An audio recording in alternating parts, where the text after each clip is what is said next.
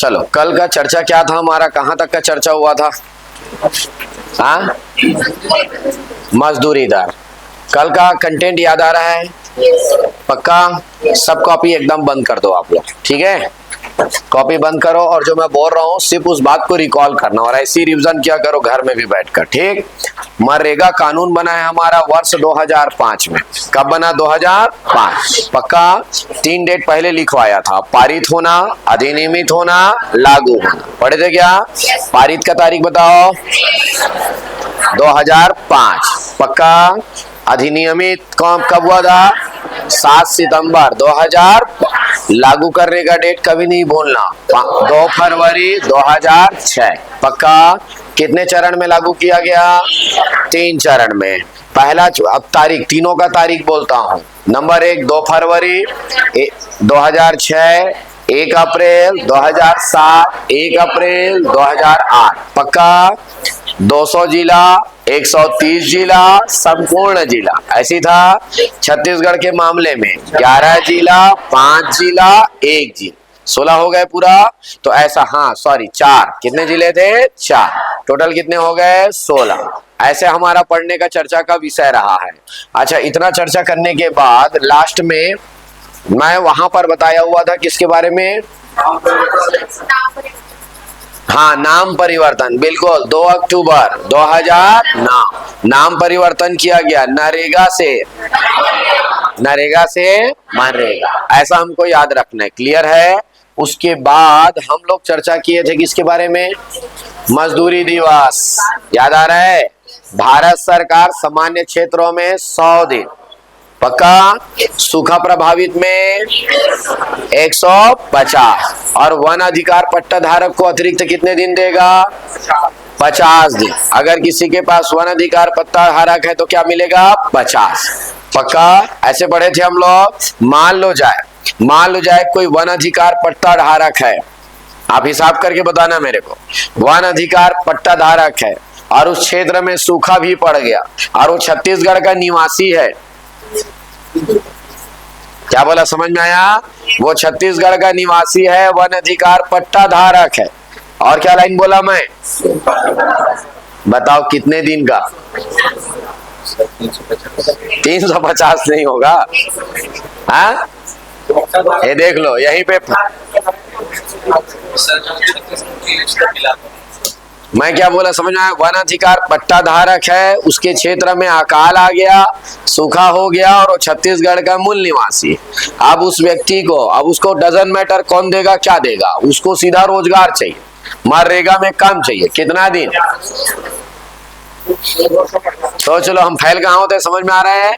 सब पढ़ते हैं, सब चीज पता है, लेकिन हम गणित नहीं लगा पाते हैं। हाँ,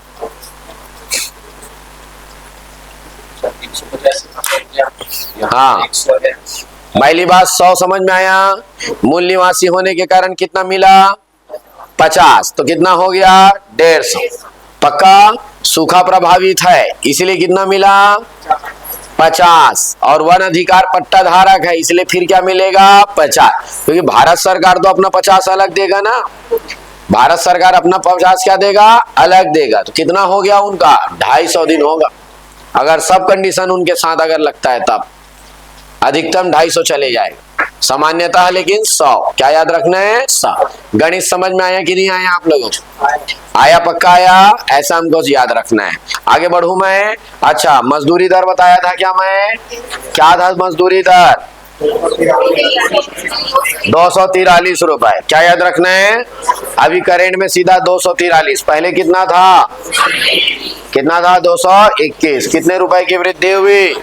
22। ऐसे बस यही सबसे 3-4 क्वेश्चन आएगा और 3-4 जो क्वेश्चन आएगा इन्हीं सबसे पूछ दिया जाएगा। क्लियर है?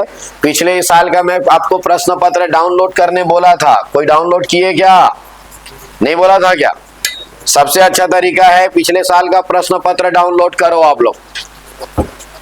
हाँ, 2017-18 में लास्ट टाइम एग्जाम हुआ था, आप उस पेपर को पढ़ो। पेपर पढ़ने से क्या होगा, जो सर पढ़ा रहे हैं, जो मैं पढ़ा रहा हूं, वहां से कहां से कौन कौन सा मुद्दा इंपॉर्टेंट है, कहां से प्रश्न पूछे जाते हैं, ये सब बात आपको क्लियर होते चले जाएगा। क्लियर है? चलो भाई, कल यहां तक हमारा चर्चा हो चुका था। आज हम लोग मनरेगा वाले टॉपिक को हम लोग कंप्लीट कर देते हैं भाई। चलो अब अगर हमारा मनरेगा वाले टॉपिक को अगर हम लोग कंप्लीट करने के मोड में जाएं,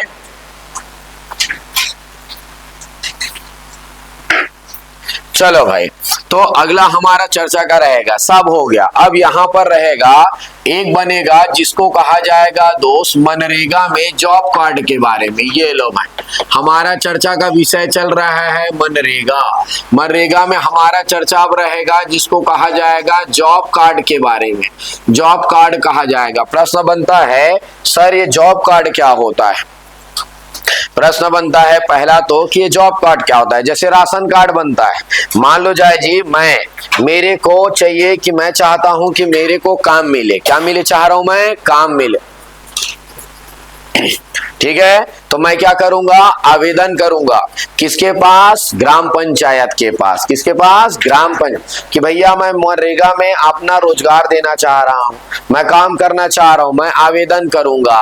और मेरा एक अलग से जैसा राशन कार्ड बनता है ना, वैसे क्या बनाया जाएगा? Job card. कभी राशन कार्ड अगर आप देखे होंगे तो उसमें लिखा रहता है मई माह में इनको 20 किलो चावल दे दिया गया, इनको शक्कर दे दिया गया, इनको नमक दे दिया गया। देखें आप लोग, वैसे ही जो व्यक्ति काम करता है ना, तारीख के हिसाब से मेंशन रहता है। हाँ, इस तारीख को ये काम पर आया था, हाँ अगले तारीख को भी ये काम पर आया था, तो वैसे ही पूरा मेंशन किया जाता है। वो सब चीज वहां पर नोटिस किया जाता है, एंट्री किया जाता है, और एंट्री कर करके उनको नोटिफाई किया जाता है। तो मेरे कहने का मतलब यह है कि इनका एक जॉब कार्ड बनेगा। आपको बताना है जॉब कार्ड जो है, जॉब कार्ड आपको बताना है ग्राम पंचायत द्वारा बनाया जाता है। ये लो भाई, ये बनाने की जिम्मेदारी है ग्राम पंचायत का। जॉब कार्ड बनेगा ग्राम पंचायत का। अच्छा चलो, अगर आप यहाँ पर पढ़ाई कर रहे हैं तो एक चीज याद रखना, अब अगर उन्होंने बोला उनको जॉब कार्ड बन गया, उन्होंने अप्लाई किया, आवेदन किया, याद रखना आवेदन किए जाने के 15 दिनों के भीतर, कितने दिनों के भीतर? 15 दिनों के भीतर उनको काम मिलना अनिवार्य है। गारंटी का मीनिंग यही है। मैं लिख देता हूं यहां पर आवेदन किए जाने के। ये लो भाई, आवेदन किए जाने के कितने दिनों के भीतर? 15 दिनों के भीतर रोजगार, ये लो भाई, रोजगार दिया जाना अनिवार्य है। अनिवार्य, कंपलसरी तौर पर उनको ये चीज दिया जाएगा, रोजगार दिया जाना अनिवार्य है। अच्छा, मैंने बोला उनको क्या दे दिया जाएगा? रोजगार। और मान लो जाए सरकार उनको रोजगार नहीं दे पाया, रोजगार उनको नहीं दे पाया, तो उनको रोजगार भत्ता दिया जाएगा। रोजगार भत्ता नहीं देने, अन्यथा लिख सकते हो, अन्यथा उनको क्या दिया जाएगा? रोजगार भत्ता। रोजगार भत्ता कैसे दिया जाएगा? प्रथम 30 दिन के लिए, या ये लो भाई, प्रथम 30 दिनों के लिए कहा जाएगा। यहाँ पर मजदूरी दर का 1/4, मजदूरी दर का कितना दिया जाएगा? 1/4। अगला आपको याद रखना है, आपको उसके 30 दिनों पश्चात, अगर 30 दिन में भी नहीं मिल पाया, 30 दिनों के पश्चात याद रखना यहाँ पे मजदूरी दर का, किसका? मजदूरी दर का 1/2। इस बात को मैं लिखवा दिया हूं। अब देखो, इसको मैं समझाता भी हूं आप लोगों को। अगर यहाँ पर इसको आप लोगों को समझाता हूं, कुछ इस प्रकार से समझते हैं। ये हमारा पूरी का पूरा जी, चलो यहाँ पर मैं बोलता हूं हमारा दिन स्टार्ट हुआ, ये 0 है। मैंने बोला यहाँ पर है 15 दिन, ये लो भाई, ये 15 दिन हो गया। मैंने बोला आवेदन किए जाने, आवेदन यहाँ आवेदन कर रहा है, आवेदन किए कितना दिन हो गया है? 15। नियमतः उनको 16वां दिन रोजगार मिल जाना चाहिए, लेकिन रोजगार उनको नहीं मिला, सरकार उनको रोजगार नहीं दे पाया। तो सरकार अगर रोजगार नहीं दे पाया ना, तब उसको भत्ता देगा।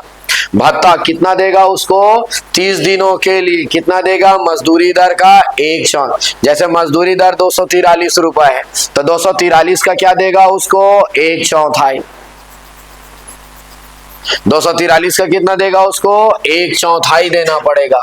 वैसे ही कितने दिनों के लिए? अच्छा मैंने बोला यहाँ पर ये देखो ये 30 दिन का वक्त है, यहां से लेकर 30 दिन मैं बोल रहा हूं, यहां से लेकर 30 दिन। इसका मतलब 0 से बोलेंगे तो कितना दिन हो गया? 45। उसको बढ़िया अच्छा चीज ये हो रहा है, उसको क्या मिल रहा है? यहाँ पर उनको मजदूरी दर का क्या मिल रहा है? 1/4 मिलेगा। और उसके बाद भी सरकार अभी भी रोजगार नहीं दे पाया। 30 दिन तक तो वो मिल गया और अभी भी नहीं दे पाया, तो इधर जो उनको वो भत्ता मिलेगा, क्या मिलेगा? भत्ता। वो भत्ता कितना मिलेगा? मजदूरी दर का कितना मिलेगा? 1/2। सीधे का सीधा 243 रुपए का। आप ये समझ लो 121 122 रुपया उनको मिलेगा। अब कोई काम नहीं ना। गारंटी दियो ना मनरेगा में कि मैं आपको गारंटी देता हूं कि मैं आपको क्या दूंगा? रोजगार। और रोजगार नहीं दे पाया तो इस बात की गारंटी देता हूं मैं आपको भत्ता दूंगा।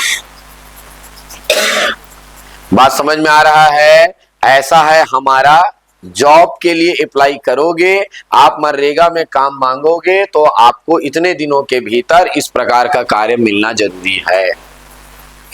ये जो भत्ता दिया जा रहा है, जो भत्ते का रोजगार भत्ता का प्रावधान किया गया है, ये आप लोग नोट कर लेना।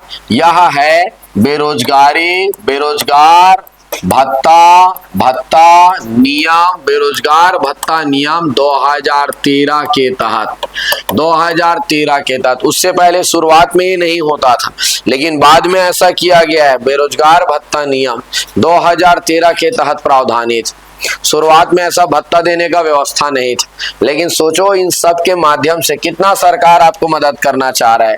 अच्छा चलो भाई, यहाँ पर आपने मजदूरी किया, मान लो जा। अच्छा भुगतान बताया था क्या कल के क्लास में? भुगतान पेमेंट कैसे दिया जाता है? नहीं बताया था। यहाँ पर हेडिंग डालेंगे आप लोग और हेडिंग रहेगा हमारा भुगतान के तरीके के बारे में बात करेंगे। ये लो भाई, भुगतान काहे का भुगतान जी? मजदूरी दर कैसे दिया जाता है? कोई जानते हैं जी कैसे आता है? काम करने वाले लोगों को उनका पैसा कैसे दिया जाता है, जानते हो क्या? हाँ, डाकघर, सीधा ऑनलाइन माध्यम से। क्या दिया जाता है? इनको दिया जाता है बैंक या डाकघर के माध्यम से। डाकघर के माध्यम से दिया जाता है। सीधे बैंक खाते में दिया जाता है। ये भी बता दूं, ये बहुत बैंक खाते में सबसे गजब कॉन्सेप्ट है भाई। इसी को कहा जाता है डीबीटी। कभी नाम सुने होंगे आप। इसी को पूरा फॉर्म है डायरेक्ट बेनिफिट ट्रांसफर कहा जाता है। क्या कहा जाता है? Direct benefit transfer. उनके खाते में सीधा ट्रांसफर करो भाई। और ये मैं बोलूं सबसे अच्छा, इसीलिए नरेंद्र मोदी जी ने 2014 में हर व्यक्ति का, गरीब से गरीब व्यक्ति को बोला था कि खाता खुलवाओ। जीरो बैलेंस में जनधन खाता नाम सुने होंगे। लोग उस समय बहुत विरोध कर रहे थे। और मैं सही मायने में बताऊं, जब से ये खाता खोला है ना, जनधन खाता खोला गया ना, लोगों का कल्याण होना शुरुआत हो गया दोस्त। लोगों का कल्याण हुआ। क्यों कल्याण हुआ? पहले क्या होता था पता है? गांव में सरपंच है, पंचायत है, उसमें आवेदन करते थे। वो सरपंच जो है ना, हमेशा उनको यही कहता था तुम्हारा पैसा नहीं आया है।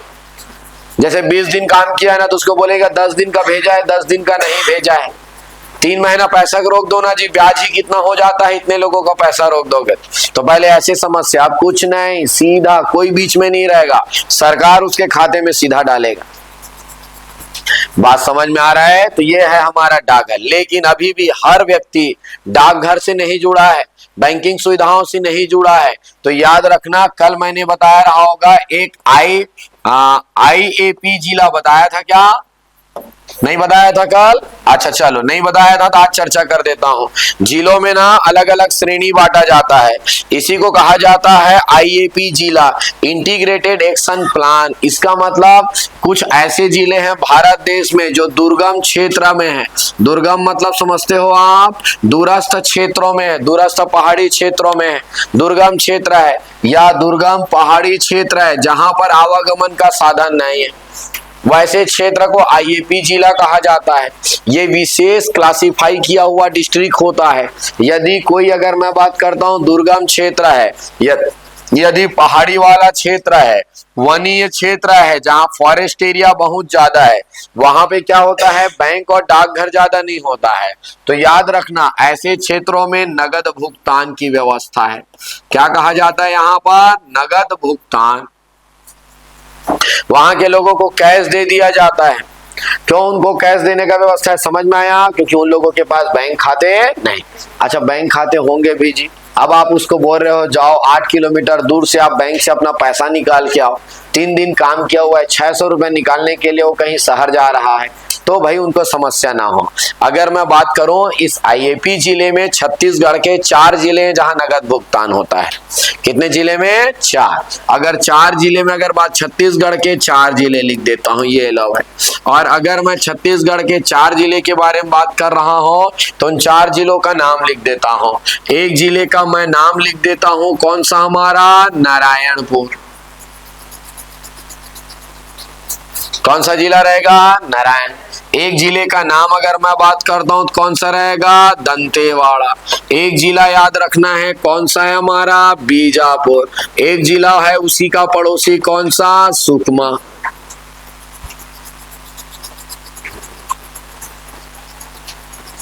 ये कुछ समझ में आया आप लोगों को? अच्छा, यही दुर्गम पहाड़ी क्षेत्र है, यहीं पर नगद भुगतान की व्यवस्था है, ऐसा हमको याद रखना है। ये भुगतान के बारे में हमारा एक चर्चा का विषय रहा कि भुगतान किस प्रकार से किया जा रहा है। क्लियर है? अच्छा, अगला हमारा चर्चा का विषय, ये तो हो गया भुगतान के बारे में। अगला हमारा चर्चा का विषय रहेगा, उसको कहा जाएगा शिकायत निवारण के बारे में। ये लो भाई, हम चर्चा कर रहे हैं किसके बारे में? शिकायत निवारण। शिकायत निवारण का क्या चर्चा का विषय है? अच्छा, प्रश्न बनता है सर किस प्रकार के शिकायत निवारण?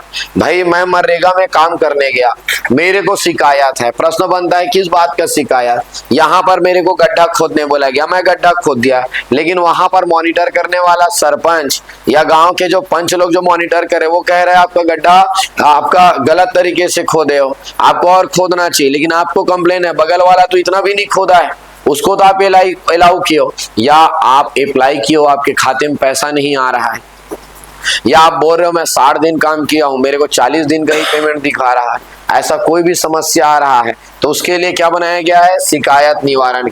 शिकायत निवारण करने के लिए बहुत जबरदस्त, ऐसी ही नहीं, एक कानून पारित किया गया।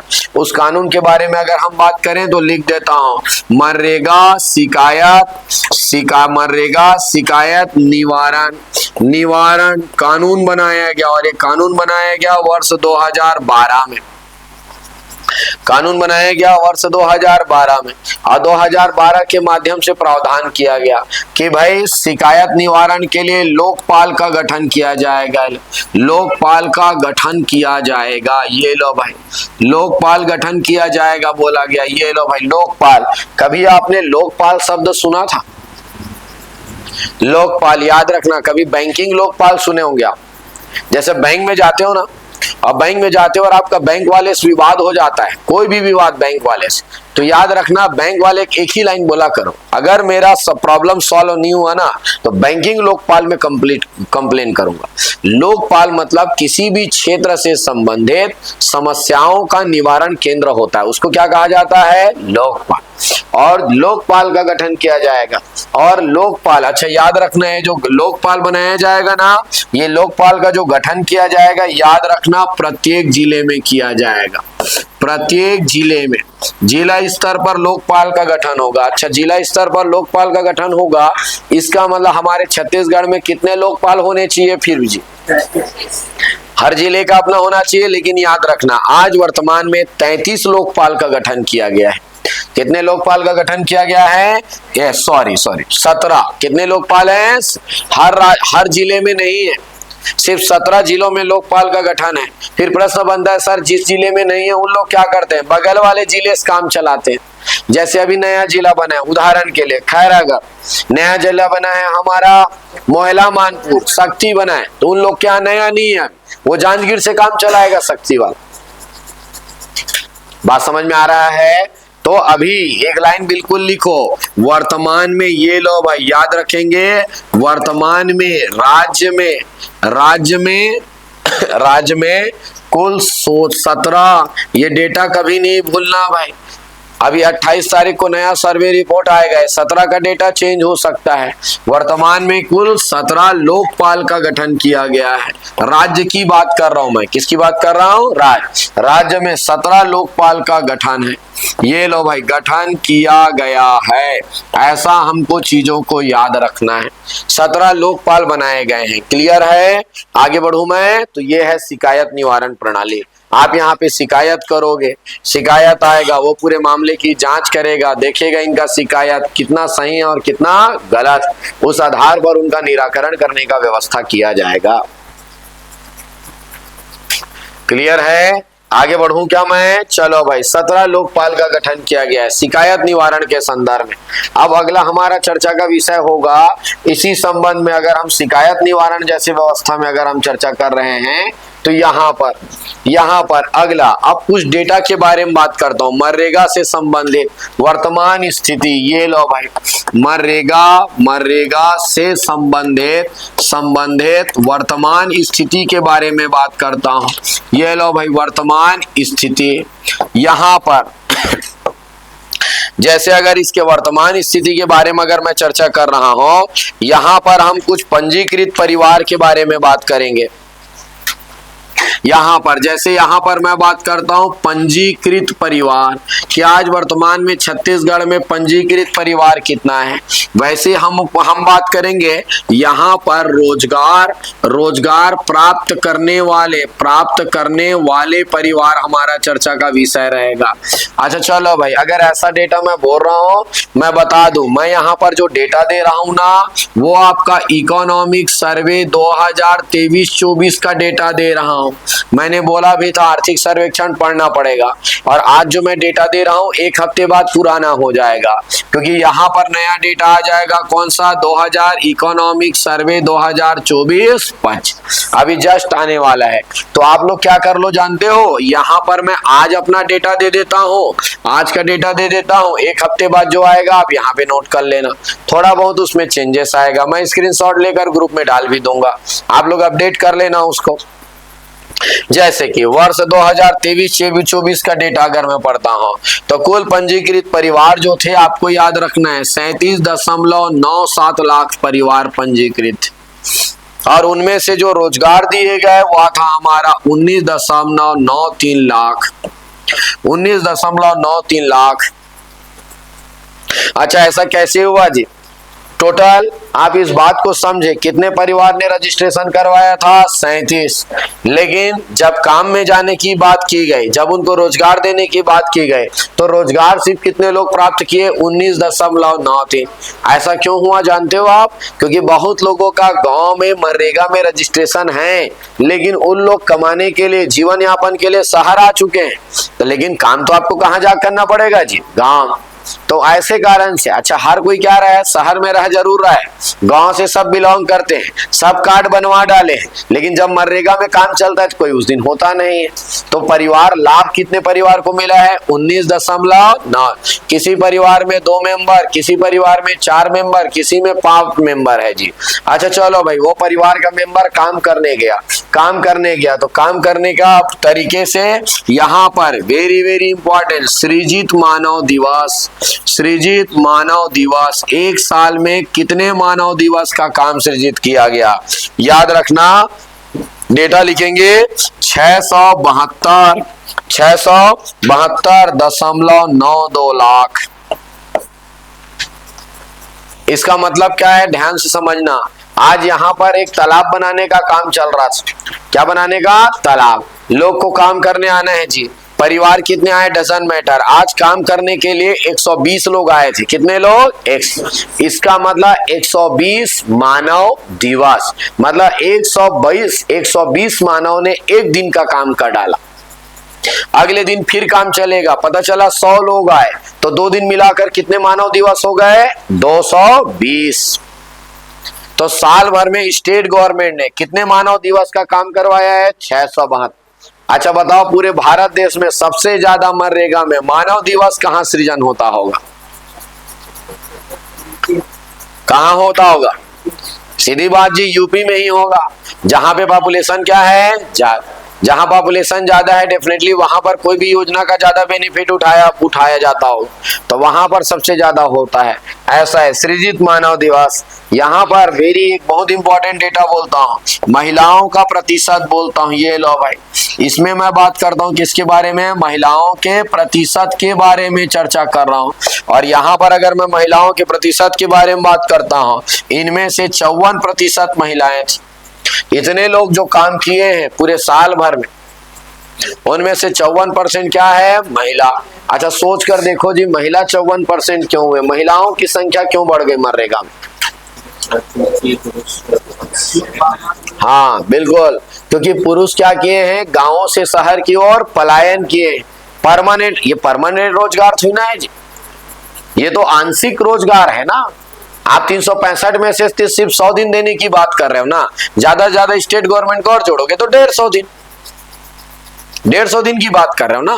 तो परिवार के जो मुखिया पुरुष सदस्य होते हैं वो गांव के तरफ आए हुए हैं, सॉरी शहरों की। गांव में कौन रह जाते हैं? महिला। तो मनरेगा में काम करने के लिए कौन जा पाते हैं? महिला। बात समझ में आया? डेटा कैसे पढ़ा जाता है समझ में आया? ये ऐसा है, मनरेगा में महिलाओं की संख्या अधिक पूरे छत्तीसगढ़, और हर राज्य में ऐसी स्थिति रहता है, महिलाओं की भागीदारी ज्यादा होती है। ऐसा ठीक है। अब क्या होगा? एक हफ्ते बाद डेटा आएगा, कुछ नहीं होगा जी, सेम यही है, रजिस्टर्ड है, पंजीकृत, ज्यादा नहीं, 2-4-1 लाख ज्यादा आ जाएंगे, ज्यादा तो 37 के बजाय क्या हो जाएगा? 38। लगभग ये रोजगार प्राप्त करने वाले उतने ही होते हैं, 19 ज्यादा 22 हो जाएगा, या कम होके 17 हो जाएगा। समझ में आ रहा है? एक बार अगर आप डेटा में काम कर लिए ना, तो बार बार करने के लिए आसानी हो जाता है। हमको पता चल जाता है कि उसको पढ़ना क्या रहता है, उसमें किस डेटा में हमको कार्य करना पड़ता है। क्लियर है? वैसे ये जो डेटा आप लोग लिखे हुए हो, ये पंचायत विभाग के आधार पर मैं लिखवा दिया हूँ, उनके रिपोर्ट के आधार पर लिखवा दिया हूँ। क्लियर है? अगला हम बात करते हैं यहाँ पर 100 दिवस पूर्ण करने वाले परिवारों की संख्या। यहाँ पर लिख देते हैं हम लोग 100 दिवस पूर्ण करने वाले। ये लो भाई, पूर्ण करने वाले परिवार की संख्या। ये लो भाई, परिवार की संख्या 100 दिवस पूर्ण करने वाले। और अगर मैं 100 दिवस पूर्ण करने वाले परिवार बोल रहा हूं, तो ये परिवार की संख्या है 27,591।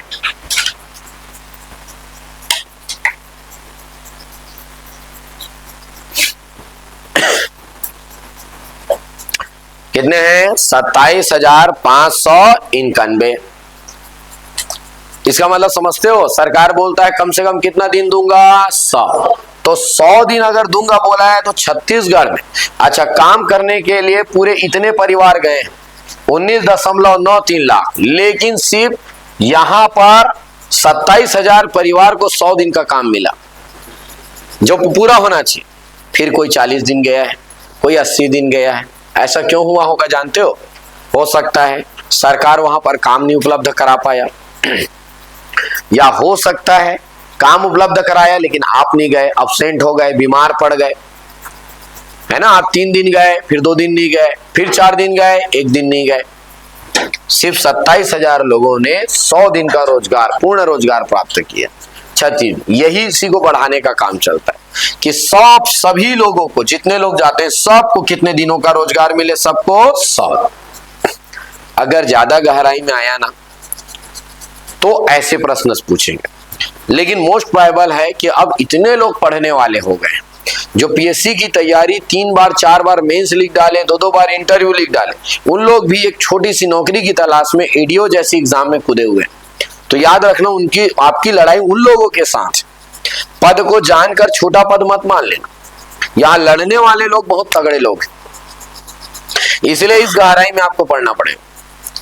समझ में आ रहा है ना? ऐसा आप यहां पर अपडेट कर लेंगे। फिर आगे बढ़ो, हेडिंग डालेंगे आप मनरेगा के तहत किए जाने वाले कार्य। हेडिंग डालेंगे, ये लो भाई, मनरेगा के तहत किए जाने वाले किए जाने वाले कार्य के बारे में हम बात करेंगे कि मनरेगा के तहत कौन कौन से कार्य करवाए जाते हैं। और अगर मनरेगा के तहत जो काम करवाए जाते हैं, जानते हो जी, थोड़ा बहुत एक आठ ठो काम, क्या काम करवाते हैं? सीढ़ी में चढ़वाते उतरवाते हैं, अगरबत्ती बनवाते हैं, हाँ बिल्कुल, क्या कराते हैं? तालाब गहरी कराते हैं ना, उसी को बोला जाता है जल संवर्धन, जल संरक्षण का काम। सिंचाई वाला लघु और सूक्ष्म सिंचाई का भी व्यवस्था करते हैं जी, तालाब बनाते हैं, नए नए तालाब बनाते हैं, फिर नाली निर्माण का भी काम करते हैं। अगर आप देखेंगे 12 सड़क बनाते हैं उन लोग, मुरोम, मिट्टी, गिट्टी ये सब डालकर, वो जो गांव का रास्ता जो खेतों की ओर नहीं जाता है, तो उन रास्तों को भी ठीक करने का काम करता है। छोटे छोटे चेक डैम बनाने का काम करते हैं। तो मनरेगा के तहत इस प्रकार के काम करवाए जाते हैं। तो लिखेंगे आप लोग, मनरेगा के तहत किए करवाए जाने वाले काम। नंबर 1, भूमि विकास। भूमि विकास, जल संरक्षण एवं जल संग्रहण, एक साथ लिख लो, भूमि विकास, जल संग्रहण एवं जल संरक्षण।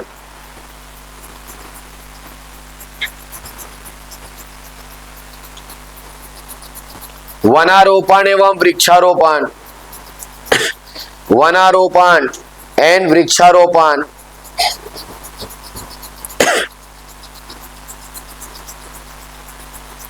सूक्ष्म एवं लघु सिंचाई की व्यवस्था, सूक्ष्म एवं लघु सिंचाई की व्यवस्था।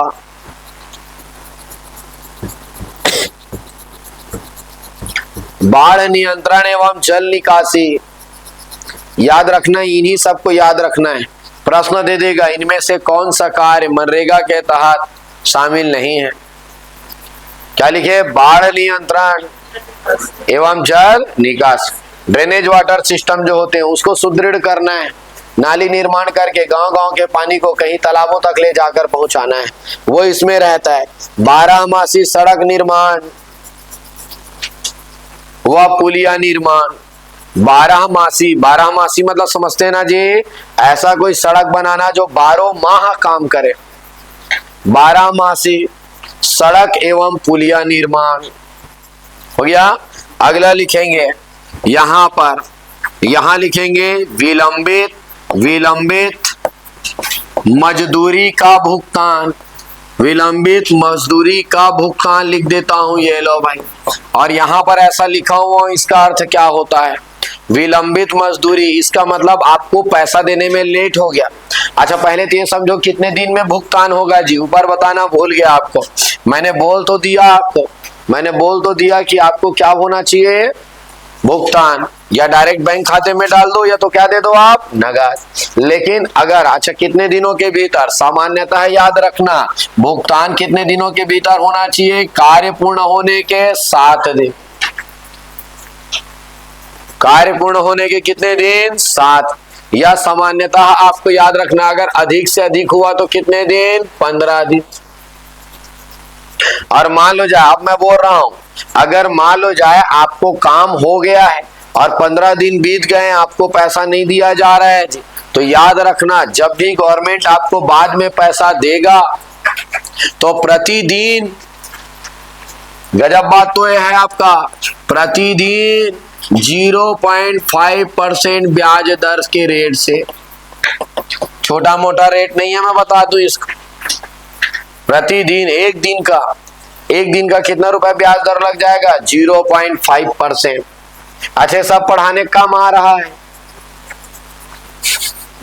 सरकार एक एक महीने बाद पैसा भेजता है, कोई ब्याज दर नहीं, कोई कानून नहीं, क्योंकि ये मांगने वाले लोगों को बिल्कुल नहीं पता है कि ये भी एक ठो कानून है, ऐसा मजदूरी दर है, ऐसा हम मांग कर सकते हैं, ऐसा उनको पता ही नहीं।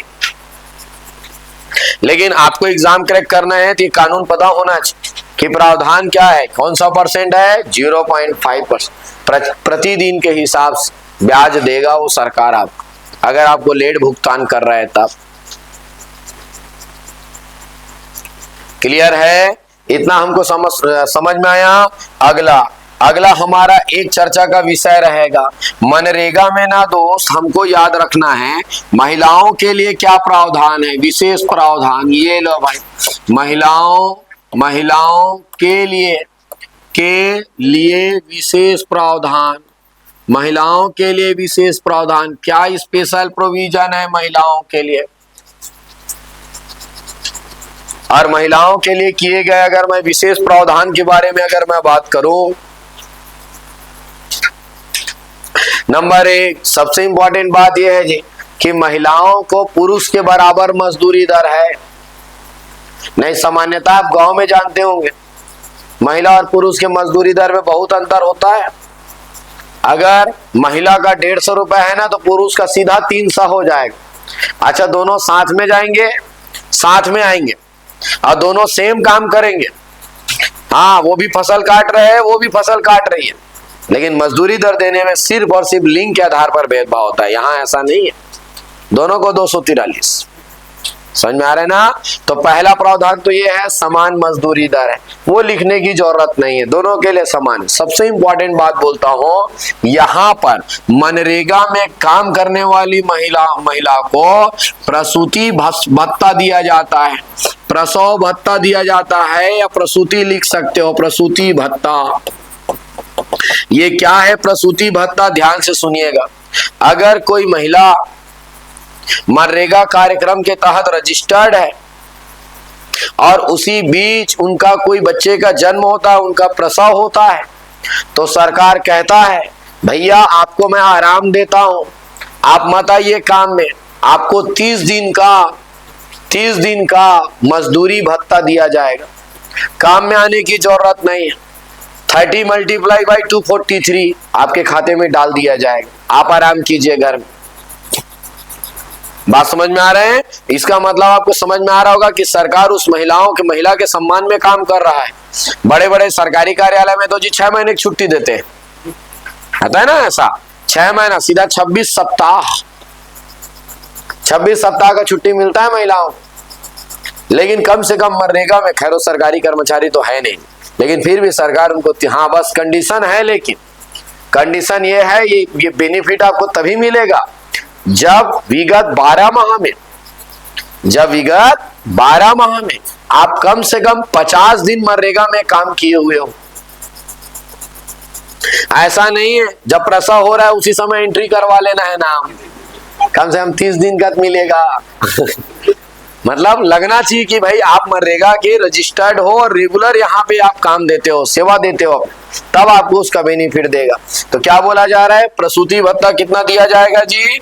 यहाँ पर मनरेगा मजदूरी दर कितने दिनों का? 30 दिनों का। ये लो भाई, 30 दिनों का भत्ते के रूप में दिया जाएगा। लेकिन मैंने क्या बोला, इसके लिए कंडीशन होगा। इसके लिए क्या होगा? कंडीशन।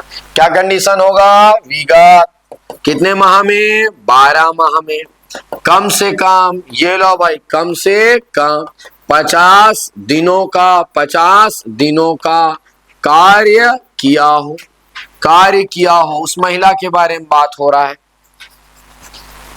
तब उसको उनका बेनिफिट दिया जाएगा। लाइन समझ में आया जी? ऐसा हमको समझना है। आगे बढ़ूं मैं? चलो भाई, यहां पर अगर हम चर्चा करते हैं तो यहां पर आप मनरेगा के तहत, मनरेगा में कुछ विशेष काम किए जा रहे हैं। मनरेगा को और अच्छे ढंग से, अब आप उसका ना थोड़ा डिजिटलाइजेशन हो रहा है, नए नए ऐप बनाया जा रहा है, जियो स्टेशनरी सैटेलाइट के तहत उसका मॉनिटरिंग हो रहा है। तो ऐसे कुछ विशेष काम हो रहा है। कौन कौन सा काम है उनके बारे में हम बात करते हैं। पहले मैं नाम दे देता हूं। यहाँ पर सबसे पहले मैं बात करता हूं एक चर्चा जनमनरेगा। क्या है अपना? जनमनरेगा। अच्छा, यहाँ पर एक लिख देता हूं मैं, उसका नाम रहेगा जियो मनरेगा। जनमनरेगा, जियो मनरेगा, याद रखना दोनों अलग अलग बात है। तीसरा मैं बोलता हूं, तीसरा एक चर्चा का रहेगा, एक का नाम रहेगा, वह रहेगा सिक्योर सॉफ्टवेयर कहा जाएगा। ये लो भाई, सिक्योर सॉफ्टवेयर के बारे में हम बात करेंगे। एक यहाँ पे चौथे नंबर में बात करूंगा, मनरेगा में ही एक चर्चा आजकल केंद्र सरकार का प्रोजेक्ट है जिसका नाम है प्रोजेक्ट उन्नति। ये लो भाई, प्रोजेक्ट उन्नति में हम लोग थोड़ा बहुत चर्चा कर लेंगे। और इसी के साथ साथ मनरेगा में एक विशेष है बेयर फुट टेक्नीशियन कहा जाएगा। ये लो भाई, एक और चर्चा का विषय रहेगा, उसी को कहा जाएगा बेयरफुट तकनीशियन कहा जाएगा। तकनीशियन ये एक प्रशिक्षण कार्यक्रम है। इसमें क्या होगा अभी थोड़े देर में हम लोग चर्चा करते हैं। चलो भाई, हो गया। चलो भाई, अगर ऐसा हमारा चर्चा है, सबसे पहले मैं बात करता हूं जन मनरेगा और जियो मनरेगा के बारे में। जन मनरेगा मतलब क्या है? जन जन के मतलब बात कर रहे हैं आम आदमी के बारे में बात कर रहे हैं। आम आदमी जैसे कि हो क्या रहा है जी, आपके पास आपका कार्ड है और आपके कार्ड में आपका लिखा हुआ है आप 40 दिन का रोजगार किए हो, लेकिन आप एक्चुअल उसको ऑनलाइन देखना चाह रहे हो, तो अपने आप में जन मनरेगा एक ऐप है। अपने आप में क्या है? जन मनरेगा क्या है? एक ऐप है, एप्लीकेशन है। आप इस एप्लीकेशन को डाउनलोड करके हर व्यक्ति अपनी स्थिति, जॉब कार्ड में नंबर रहता है, क्या रहता है? नंबर। वो नंबर से आप नंबर को डालकर आपकी क्या स्थिति है, आप कितने दिनों का काम किए हो, आपके परिवार से कितने लोग कितने दिन का काम किए हैं, किस किस डेट को काम किए, पूरे का पूरा स्थिति देखा जा सकता है। काम कहाँ कहाँ पे चल रहा है इसके बारे में भी जाना जा सकता है। मतलब समझ लो, ये मनरेगा कार्यक्रम की वास्तविक स्थिति को आम आदमी को बताने का तरीका है। मान लो जाए मैं ही जानना चाह रहा हूं कि मेरे गांव में कहां कहां पर मनरेगा में अभी काम चला। ऐसी गर्मी के दिनों में खासकर मनरेगा चलता है, ये भी बता दूं आपको, क्योंकि ग्रामीण क्षेत्र में अभी व्यक्ति फ्री होते हैं, उनके पास कोई दूसरा काम नहीं होता है। बाकी समय में अगर मनरेगा चला दिए ना दोस्त, बरसात के दिनों में, तो किसानों के खेत में कोई काम नहीं करेगा। सब कहां पे जाएंगे? मरे, क्योंकि वहां पे कम काम करने से ज्यादा आउटपुट। क्लियर है जो मैं बोल रहा हूं? अब इसके माध्यम से बढ़िया एक प्रकार का एप्लीकेशन है। आप अपनी स्थिति, मैं चाह रहा हूं मेरे गांव में क्या बना, आप डालो स्टेट छत्तीसगढ़, जिला रायपुर, कौन सा ब्लॉक आरंग, गांव का नाम आप सेलेक्ट करो, आपको पता चल जाएगा इस वर्ष यहाँ कहां कहां पे मनरेगा में काम हुआ है। बात समझ में आ रहा है? अब सोचो, ये पारदर्शिता ला रहा है सिस्टम। ऐसा नहीं सरपंच कहीं पे भी यहाँ पे काम हुआ है करके आगे पैसा मंगवा नहीं लेना है, ये सिस्टम में काम हो रहा है। तो लिख लो एक लाइन में, जन मनरेगा में लिखेंगे इसके माध्यम से आम जनों को कार्यों की वास्तविक स्थिति, आम जनों को कार्यों की वास्तविक स्थिति, कोई सुविधा उपलब्ध कराया जाता है। आम जनों को कार्यों की वास्तविक स्थिति के बारे में सुविधा उपलब्ध कराया जाता है। क्लियर है? अगला है जियो मनरेगा। जियो मतलब समझते हो? कौन सा जियो? जो आपके मोबाइल में है वो जियो नहीं, जियो स्टेशनरी सैटेलाइट। इसके माध्यम से आप देखे होंगे आजकल सरकारी कार्यालयों में बहुत चल रहा है, प्राइवेट नौकरी में बहुत चल रहा है। आप जहां गए हो, पहले ऐसा होता था ना, मार्केटिंग वाले निकल जाते थे, है ना, एमआर लोग, मैं डॉक्टर के पास गया था, फिर वो कहीं अपने शादी फंक्शन में घूम रहा है उधर, आप नहीं घूम सकते। आप कहाँ पे जा रहे हो ना, तुरंत सैटेलाइट से वहीं पे आपको खड़े होकर लोकेशन को क्लिक करना है, वहां जाओगे तभी आपका काम हो, वास्तविक पोजीशन पता चलता है। तो इसके माध्यम से क्या होता है पता है? जहां पे काम चला जाता है ना, उसको अंतरिक्ष तकनीक के माध्यम से, जियो सैटेलाइट के माध्यम से उसको लोकेट किया जाता है। जो मॉनिटरिंग करने वाला व्यक्ति रहता है वो तुरंत लोकेशन भेजता है विभाग को उसके माध्यम से कि भैया आज हमारा काम इस जगह पर चल रहा है। और जो मैं पिक्चर बता रहा हूं ना, उसी के माध्यम से, उस सैटेलाइट के माध्यम से उसका पिक्चर क्रिएट किया जाता है। तो ये एक प्रकार का हम कह सकते हैं पारदर्शिता, ट्रांसपेरेंसी लाने का एक तरीका है मनरेगा में। तो जियो मनरेगा के माध्यम से लिखेंगे। अच्छा, ये प्रारंभ अगर आपसे बोला जाए ना तो याद रखेंगे 1 सितंबर 2016 से प्रारंभ हुआ है। कब से प्रारंभ हुआ है? 1 सितंबर 2016 से। और लिखेंगे इसके माध्यम से अंतरिक्ष टेक्नोलॉजी का प्रयोग करते हुए, अंतरिक्ष टेक्नोलॉजी का प्रयोग करते हुए संपादित कार्यों का मतलब जहां पे कार्य किया जा रहा है, संपादित कार्यों का जियो टैगिंग किया जाता है।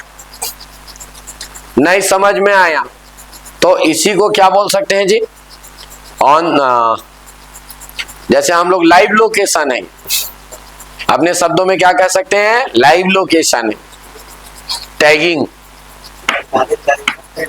जियो टैगिंग किया जाता है। जियो, कौन सा जियो है जानते हो? ये वाला है, ये जियो, सैटेलाइट वाला जियो, जियो जियोग्राफी वाला जियो। टैगिंग मतलब वहां पर लोकेशन सेंड किया जाता है, लोकेशन दिया जाता है कि हमारे यहाँ कार्य आज यहाँ पर चल रहा है।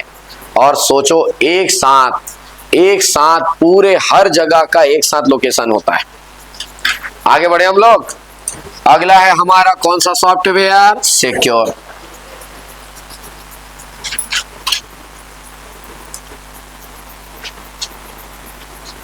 चलो भाई, सिक्योर सॉफ्टवेयर क्या है ये भी समझ रहे होंगे। ऑनलाइन सिस्टम है, सॉफ्टवेयर है। मतलब क्या होता है, मनरेगा में मान लो जाए मैं गांव का सरपंच हूं और अपने यहाँ कहीं पे तालाब गहरीकरण का काम मनरेगा से करवाना है, तो उसके लिए एप्लीकेशन देना पड़ता है। बाद में वहां पर जनपद या जिला स्तर से परमिशन ले होता है कि हाँ आपको इतने लाख रुपए का फंड भेजा जा रहा है। तो पूरी ये प्रक्रिया है, किसी भी कार्य के आवेदन को, किसी भी कार्य के लिए अनुमोदन मांगने की पूरी प्रक्रिया का ऑनलाइन सिस्टम है। इसके माध्यम से पता चला जाता है कि हमारा फाइल कहां तक है। आज वर्तमान में आप याद रखना, पूरा फाइल इसी सिस्टम से काम चल रहा है। उदाहरण के लिए आप जाति प्रमाण पत्र के लिए अप्लाई करके आओ चॉइस सेंटर में, आप चॉइस सेंटर में दे दो, आपको पता है आप हर 2 दिन में अपना स्टेटस देख लो, आप कहां तक पहुंचा है, पटवारी पास किया है कि नहीं किया है, नायब तहसीलदार गया है कि नहीं, और लास्ट में अनुविभागीय अधिकारी ने उसको पास किया ही नहीं। और जो भी रिजेक्ट करेगा ना, ऑनलाइन आ जाएगा आपकी इस कारणों से आपका जो डॉक्यूमेंट है वो रिजेक्ट किया जाता है। तो आप अपना स्टेटस देख सकते हो। तो वो आपके स्टेटस की बात है, मनरेगा की स्टेटस की बात। तो लिखोगे आप इसके माध्यम से, लिखोगे इसके माध्यम से,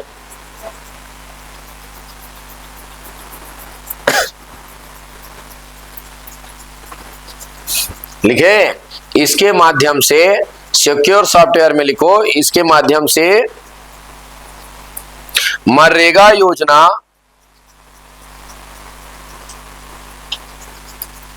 के लिए तकनीकी स्वीकृति व प्रशासनिक स्वीकृति को, तकनीकी स्वीकृति व प्रशासनिक स्वीकृति को ऑनलाइन उपलब्ध कराया जाता है। हो गया? तो ये है कहां पे पहुंचा, ये बहुत इंपॉर्टेंट है। अच्छा, सिक्योर सॉफ्टवेयर याद रखना वर्ष 2018-19 से।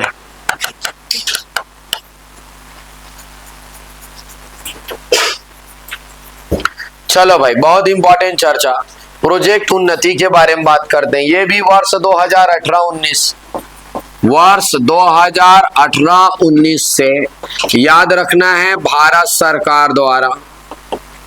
सरकार द्वारा इसको लाया गया है, प्रोजेक्ट उन्नति।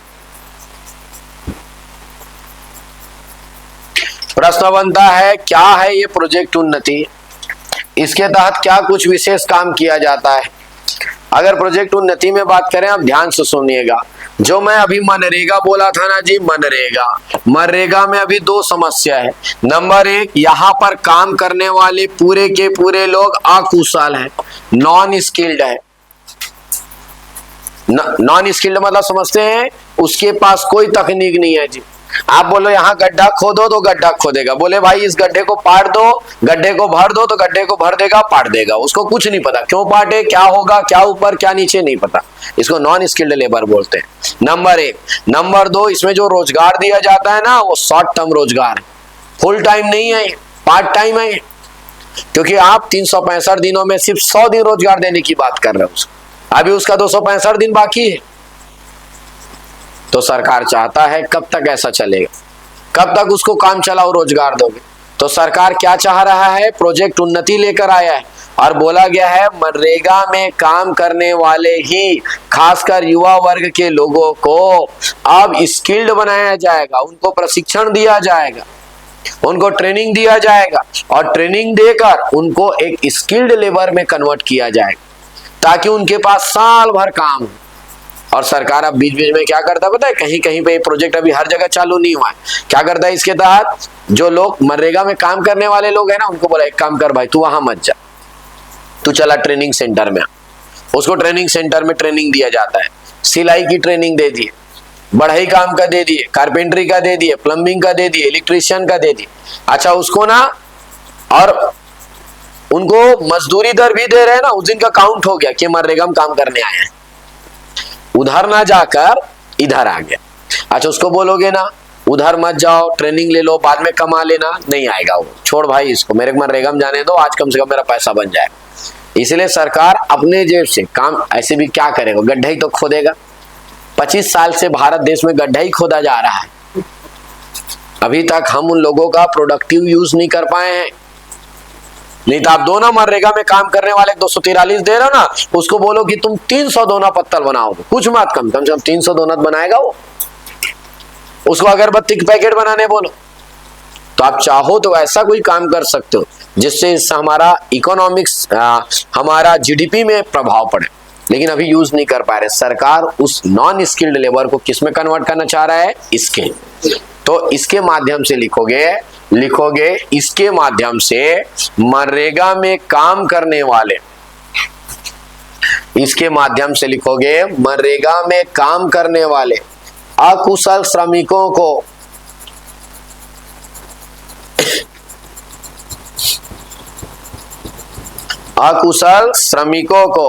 किस में बदला जाएगा, कुशल श्रमिकों के रूप में काम किया जाएगा।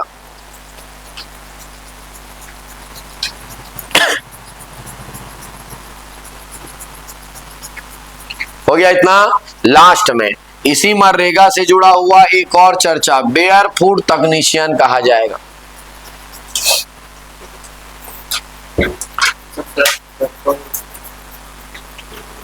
शॉर्टकट लिख लो ना, अकुशल को क्या बनाया जाएगा, अकुशल है, अकुशल को क्या दोगे आप, ट्रेनिंग दोगे, प्रशिक्षण दोगे, प्रशिक्षण देकर क्या बनाओगे इसको, कुशल, ताकि बाद में आप वो इलेक्ट्रीशियन सीख गया जी मान लो जाए तो बाहर निकलेगा, बाहर निकल के किसी घर में थोड़ा बहुत रिपेयरिंग, पंखा फिटिंग, आप ही सोचो अभी कभी घर में आप इलेक्ट्रीशियन बुलाओगे मान लो जाए, है ना, कम से कम वो 200-300 रुपया ले लेता होगा, छोटे मोटे काम का 1-1.5 घंटा काम करेगा, 200-300 रुपया बन गया जी, वहां तो और काम मिल गया ना उसको।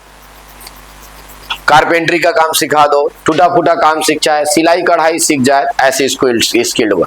बहुत बड़ा इंजीनियर या ऑपरेशन करने वाला डॉक्टर नहीं बना देना, समझ में आ रहा है ना, थोड़ा मोड़ा उनको स्किल करना।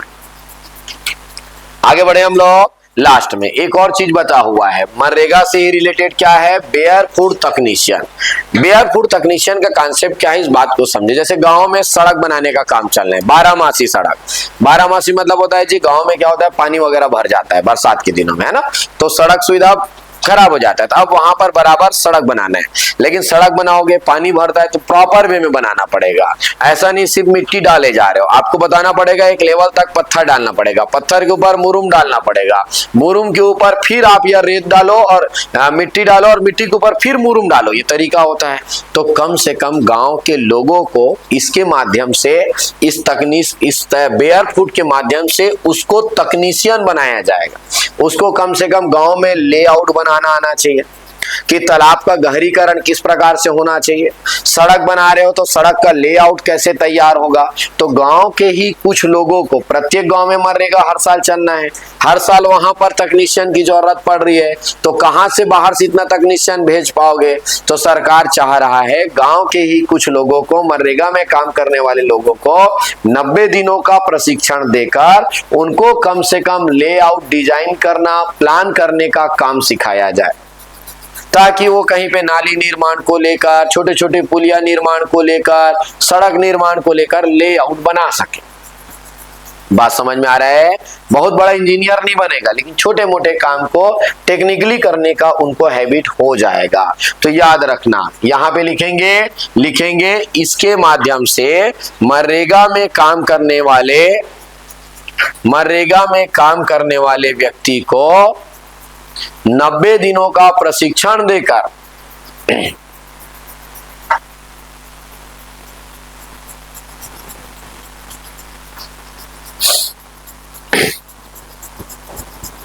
90 दिनों का प्रशिक्षण देकर क्या किया जाएगा? उनको लेआउट डिजाइन करना, मैपिंग करना, लेआउट डिजाइन करना, मैपिंग करना। या कभी आपने एक शब्द सुना हुआ है मस्टर्ड रोल? होता है ना, जो मनरेगा में काम करते हैं ना उन लोगों का मस्टर्ड रोल बनाया जाता है, मतलब रिकॉर्ड मेंटेन करना आता है, उसको मस्टर्ड रोल कहा जाता है। मनरेगा में शब्द होता है, लिख लेना, याद रखना, मनरेगा में एक शब्द होता है, क्या बोला मैं? Mustard roll. मतलब वो क्या है? एक प्रकार का रिकॉर्ड है। रोजगार सहायक, सब पद सुने हो? रोजगार सहायक गांव में एक पद होता है, रोजगार सहायक। कोई बहुत बड़ा पद तो नहीं है, लेकिन समझो मनरेगा का असली खिलाड़ी वही है, रोजगार सहायक। आपके जान पहचान में कोई रोजगार सहायक होंगे भी, गांव में ऐसे होते हैं, है ना? तो वो वही मस्टर्ड रोल बनाता है, पूरा प्लानिंग करना, कौन आया है, अटेंडेंस शीट है वो सब। मैं देखा तो नहीं हूँ, थोड़ा बहुत मेरे को, क्योंकि जब मनरेगा आया ना तो मैं वहां से बाहर हो गया। 2006 में मनरेगा आया हूं मैं, 2006 में गांव से बाहर हो गया ग्रेजुएशन। नहीं तो मैं भी 2-4 दिन घूमने जाकर देख जरूर लिए रहता क्या हो रहा है, कैसे हो रहा है। बस इतना है, भीड़ दिखता है लेकिन जबरदस्त, मेला लगे टाइप सब एक ही जगह काम करते हैं, इसलिए भीड़ दिखना ही दिखना है। खैर, तो क्या लिखे आप वहां पे? लेआउट डिजाइन, मैप करना, मस्टर्ड रोल तैयार करने का प्रशिक्षण दिया जाता है। प्रशिक्षण, प्रशिक्षण मतलब क्या समझे जी? ट्रेनिंग। ये है दोस्त आपका मनरेगा। बहुत डिटेल में पढ़ाया हूं, बहुत काम आएगा आपके आगे हर परीक्षाओं में। एक लगभग डिटेल दे दिया, इतना डिटेल दे दिया कि आप भी मनरेगा कार्यक्रम चला सकते हो एक समझ में आ रहा है? ऐसा है। अच्छा चलो भाई, इसमें ना नोट करके कुछ पॉइंट को आप लोग लिख लो भाई। ये लो भाई, नोट करके जल्दी। यहाँ पर मनरेगा में अगर कोई भी आपको समस्या आता है तो यहाँ पर है MNREGA helpline number. MNREGA helpline number है। हेल्पलाइन नंबर जैसे कि यहाँ पर हेल्पलाइन नंबर बनाया गया है, वह है हमारा 1800। उसी को कहा जाएगा 2332 425। कल कॉल करके देखना, सुबह सुबह लगेगा कोई मेरे से बात नहीं कर रहा है तो ऐसे बात करके देखना। 1800 23 32 425 ये मनरेगा हेल्पलाइन नंबर होता है ना, हर एक का हेल्पलाइन नंबर होता है। 198 सुने थे, काहे का हेल्पलाइन नंबर है? चाइल्ड हेल्पलाइन नंबर 145 हाँ मोर संगवारी, एकदम सही। ऐसे कुछ ऐसे डायरेक्ट आता है, मैं बता दूं। ये जो 145 पूछा व्यापम तो हद मचा दिया था पूछ के, क्या है इस योजना? भूपेश बघेल था, बहुत पूछा, अब नहीं है तो पूछने का चांस कम। खैर, ऐसे हमको याद रखना है। और मैं एक चीज और बता दूं जी, ये जो आपका मनरेगा कार्यक्रम का जो जन्म, खैर भारत सरकार ने 2005 में कानून बनाया, सही, लेकिन पूरे विश्व में इसका कॉन्सेप्ट पहली बार आया था बेल्जियम में। पहली बार गांव में रहने वाले लोगों को ऐसे रोजगार, मतलब काम के बदले उनको पैसा, उनको काम करने बोला सरकार और उनको उनके भुगतान किया गया। और सोचो, बेल्जियम में पहली बार आया, बाद में धीरे धीरे अन्य देशों ने इसको एडॉप्ट करना शुरुआत कर दिया और आज लगभग ज्यादा पॉपुलेशन वाले हर देश ऐसे का इस कार्यक्रम को चला रहा। तो अन्य देशों के साथ जुड़ने का एक फायदा है, वहां पर अगर कोई अच्छा चीज चल रहा है तो उसको हम एडॉप्ट कर सकते हैं। समझ में आ रहे हैं? तो विश्व का पहला देश अगर बोला जाएगा ऐसा कार्यक्रम चलाने वाला, विश्व का पहला देश, तो याद रखना है कौन सा? हमारा बेल्जियम। और बेल्जियम में इस कॉन्सेप्ट को लाने वाला, ये आइडिया देने वाले अगर व्यक्ति के बारे में अगर मैं बात करता हूं, जीन ड्रेज ये व्यक्ति था जिन्होंने कॉन्सेप्ट पहली बार इंट्रोड्यूस किया। जीन ड्रेज आपको याद रखना है। और मनरेगा कार्यक्रम का संचालन करने वाला, ग्राम स्तर पर संचालन करने वाला व्यक्ति को क्या कहा जाता है? रोजगार सहायक।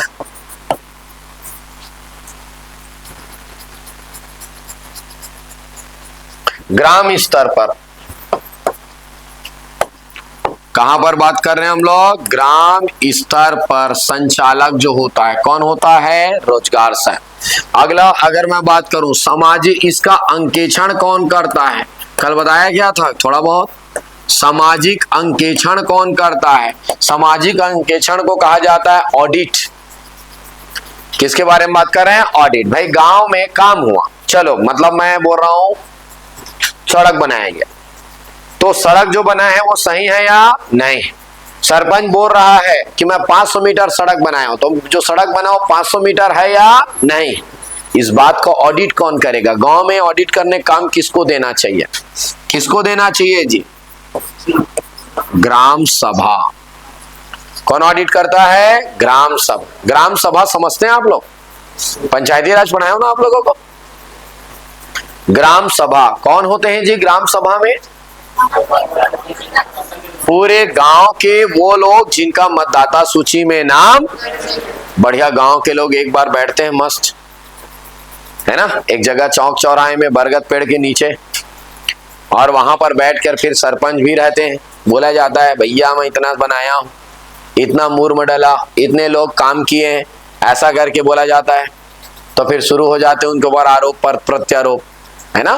तो अंकेक्षण का काम कौन करता है? ग्राम। अच्छा ये बात भी बताऊं आपको, कहां पर मनरेगा का काम चलेगा ये भी डिसाइड ग्राम सभा करता है। सरपंच अपने से नहीं डिसाइड कर लेना, नहीं तो खेतों में काम करवा दे, अपने खेतों में जी, अपने घर बनवा दे, अपने शक्ति का दुरुपयोग कर देगा। तो डिसाइड कौन करता है? ग्राम, कि ये वाले तालाब का गहरीकरण करना है या वो वाले का करना है या पचरी बनाना है या सड़क बनाना है, ग्राम सभा निर्धारित करेगा। और ऑडिट भी कौन करेगा? ग्राम। अच्छा याद रखना, ग्राम सभा ऑडिट करेगा प्रत्येक 6 माह में। अच्छा मैंने बोला 6 माह मतलब प्रत्येक 6 माह मतलब प्रत्येक 1 साल, प्रत्येक नहीं साल में 2 बार। 1 साल में कितने बार? 2 बार ऑडिट होना अनिवार्य है। मनरेगा काम ऑडिट कौन करेगा? ग्राम सभा। उसको लीड करता है कौन? रोजगार सभा। और इनको मदद कौन करता है जानते हो? पूरा सरपंच। और किसी किसी गांव में ना जो मैं लाइन बोला वैसी होता है, रोजगार गारंटी में काम करने वाले लोग ना सीधा सरपंच के खेत में दिखाई देते हैं। हाँ बिल्कुल, उनका क्या नाम ही तो चढ़ाना रहता है। और रोजगार सहायक कौन सा बड़ा पद है बेचारे, है ना, सरपंच की इशारों पर चलता है, इसीलिए सरपंच बनना बहुत जरूरी। मारामारी होता है, मारामारी चल रहा है, होता ही नहीं है, अभी चल रहा है मारामारी सरपंच। आज और एक मारामारी हो रहा है, कहीं कहीं तो आज ही चुनाव है ना। हाँ 20 वालों को एक और बचा हुआ है, कौन सा? 23 है ना, लास्ट हमारा। ठीक, इस प्रकार हमारा एक महत्वपूर्ण योजना समाप्त हुआ, मनरेगा। 2 ही योजना सबसे ज्यादा इंपॉर्टेंट है, एक मनरेगा और एक अगला जो मैं कल पढ़ाने वाला हूं, कौन सा हमारा जी? NRLM, national rural livelihood mission. पढ़ाया बोला था क्या कल? शुरुआत के जो 2 नाम दिया था वो सबसे इंपॉर्टेंट। समझ में आ रहा है? आपका ये जो एडीओ के एग्जाम में प्रश्न क्या आने वाला है, क्या पढ़ने वाले, समझ में आ रहा है? खाली योजना, और क्या होता है ना, ये जो हमारा विस्तार अधिकारी का जो पोस्ट आया है, ग्रामीण विकास विस्तार अधिकारी, नाम ही है, नाम ही उसके पद का ग्रामीण विकास विस्तार अधिकारी। ये जो पद आया है ना वो वहीं पर काम करता है, इन्हीं सब बातों को देखना, ऑडिट करना, मॉनिटर करना उसका काम होता है। इसीलिए इन सब मुद्दों, अब आप इस पद पर जाने वाले हैं जी, इन सब बातों को देखने वाले हो, तो कम से कम आपको मनरेगा क्या होता है पता है या नहीं? ग्रामीण विकास की जो योजनाएं हैं आप जानते हैं या नहीं? इसलिए उसके सिलेबस में सब जोड़ा जाता है। ठीक है, चलो।